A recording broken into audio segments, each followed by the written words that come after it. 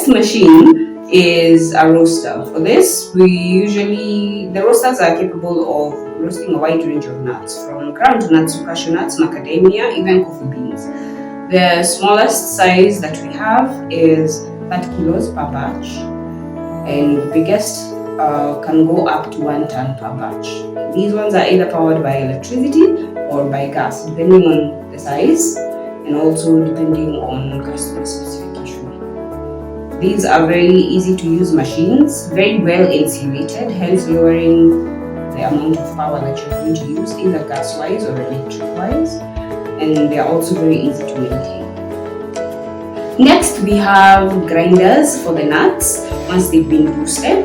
This is a multi-purpose machine in that you can either get nut flour from it, obtaining for what you want, either nut flour, or you can get chunky butter, or you can opt for a smooth butter, depending on how long you run the machine and exactly what end product that you want. These machines range from 30 kilos per hour going up. They are fabricated using stainless steel and are very easy to clean, very easy to maintain, and are also very